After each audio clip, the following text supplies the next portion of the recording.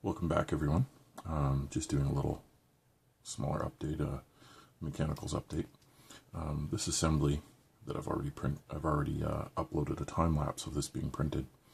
I printed this in that blue PLA Plus from Rigid.ink. It's incredibly strong, and I think it's going to do the job.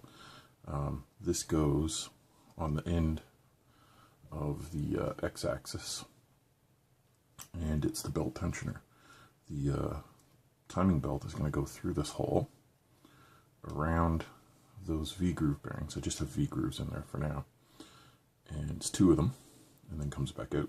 Now, the two V-groove bearings makes a little bit of a high spot in the middle, and if you have a curve on something in a flat belt that has a tiny bit of stretch in it, the belt should automatically center, so it should center itself on those bearings.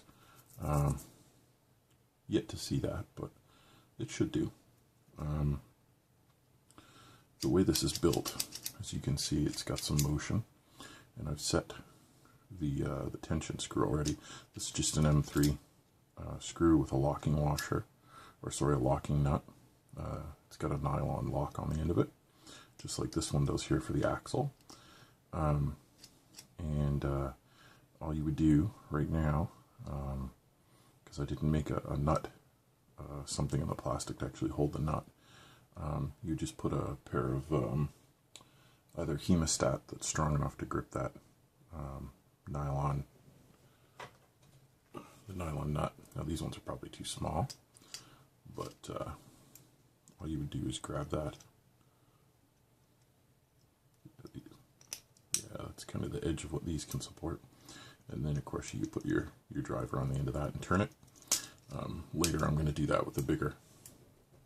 If this works, I'll redo it with a bigger sized bolt and nut, and probably rearrange how it goes. But essentially, that's gonna, when you turn this with something holding that nylon nut in the middle there that's spinning, you can set the tension on the pulleys, and I have it at about half right now, and it'll obviously be all the way in when I first thread the belt through. Then when you get your belt fairly tight on your on the axis that you figure it should be, that's when you can do your final tension here. The Thingiverse file for this, or sorry, Tinkercad file I'll put up, but it's nothing too special. It's essentially a box that slips over a box with a double, sort of like a compound dome that had been cut out. And this was designed, and you're going to see in the video, so that this part could be printed upside down with little to no supports. And then all I had to do was a very quick cleaning job, a little bit of file work here and there, and clean out the holes, and it was done. And I did have to file the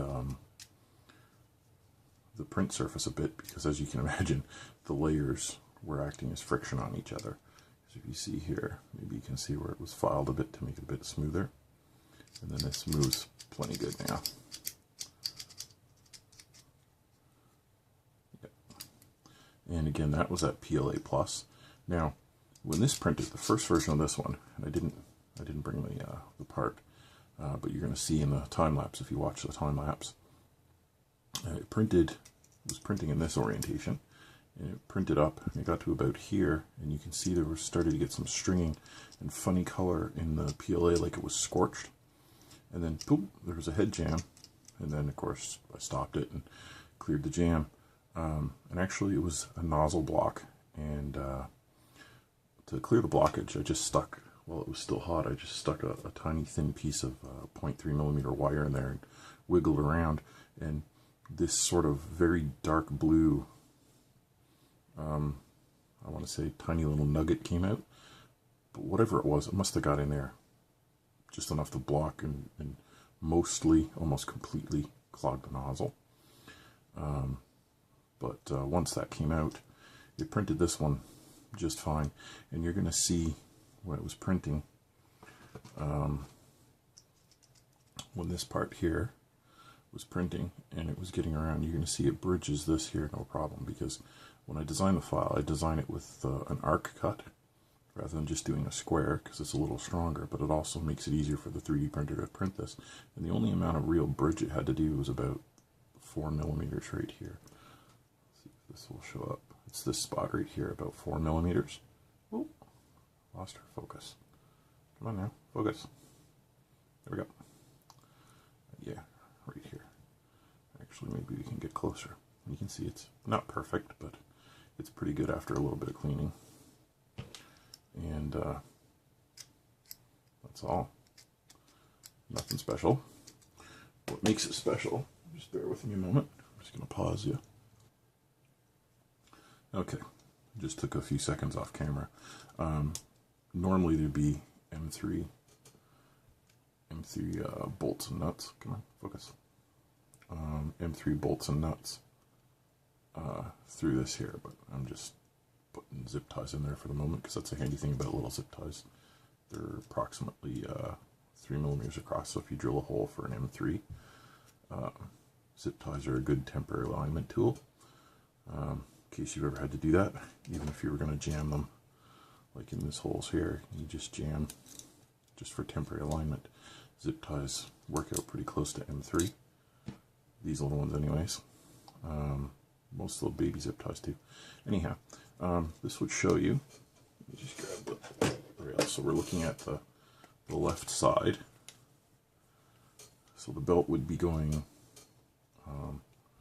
if you look at this, the belt will be going through, well, down that hole. See if we can see in here. It's a bit dark.